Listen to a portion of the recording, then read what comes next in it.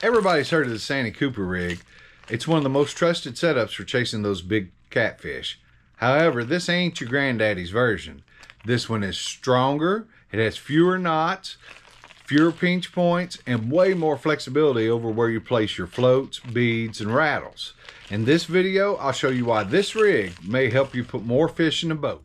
Let's take a look at the couple of traditional setups. These are just some that are pre-tied that you can buy online anywhere in bait stores, stuff like that. And I'll show you what I don't like about them. The first one with the float, I don't like having the pegs in there. I don't like those pegs sticking out like that. I think you're just asking for trouble, and it just gives you another way to get things hung up, especially when you're dragging baits. The second one has a spook on it, and as you can see, that line is looped around that middle eye in that one to hold that in place. I don't like that either because that creates a pinch point, and I also don't like the beads being all the way down there towards my hook. I feel like that could possibly interfere with a good hook set. Another way that I've seen them rigged up is when people will tie their line directly to here and directly to here. And then you don't have that pinch point in the middle, but what you do have is extra knot. And I'm not a fan. As few knots as I can tie, the better.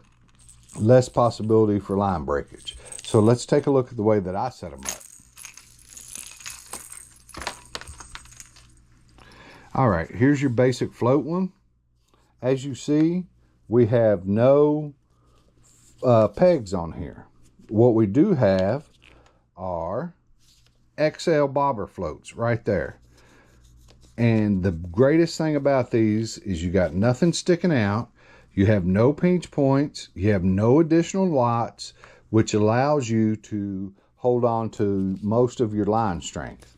The other thing I really like about it is, depending on the conditions and how far you want to float up off the bottom, how much of a leader you want to use, you can slide this and adjust it up your line closer to the hook or further away, ever how you want to set it up. A lot of versatility with this rig. Really like that. And then here is how I use it with the spook.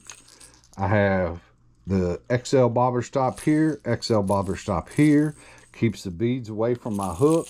Everything works good. And then if I want to move it around, I can simply slide the bobber stop, slide my spook and beads, slide my other bobber stop, bring it down closer or further away, whichever I want to do. So you have a lot less pinch points, you have a lot less knots, and I just think it lends itself to a greater durability, especially when you're catching those big catfish. This particular rig I have in my hand is the one I caught my PB flathead on that is actually in one of my shorts. So these bobber stops, let's talk about them. You can get them in different colors. I got some black ones. I got some kind of clear colored ones. And then I got a whole bag of these actually glow in the dark. These things you can get them through Catdaddy planer boards. He has the black ones and he has these. You can get them through Amazon. You can get them through Temu. They're available in lots of places now. It used to be the only place I could find them was the Catdaddy planer boards. Micah Burkhart is the one that actually turned me onto this when I was watching one of his videos.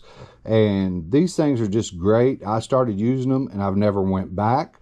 One of my favorite things about them is if you buy you a little tool like this, which this is used for a hair rig in carp fishing. You thread your bait on here and it's got a little tiny hook right there. And you hook that hair rig and slide your bait up on it and lock it on there. Well, for these beads, you can actually use this rig to feed through the bead. If I can hit the hole there. There you go. You can feed it through the bead like so. Then you can hook your line and pull it back through, and you can actually reuse these beads, which is fantastic because anytime you can save money, that's a great thing. To wrap this up, I got a couple of questions for you. Do you prefer the traditional float, the spook, rattles or no rattles, or a combination of both? And do you think the color makes a difference? Let me know down in the comments, because on this channel, I want it to be all about sharing knowledge and helping us all grow as fishermen. And if you like this content, please hit the like, the subscribe, and join the community. Until next time, I hope you catch a real good one.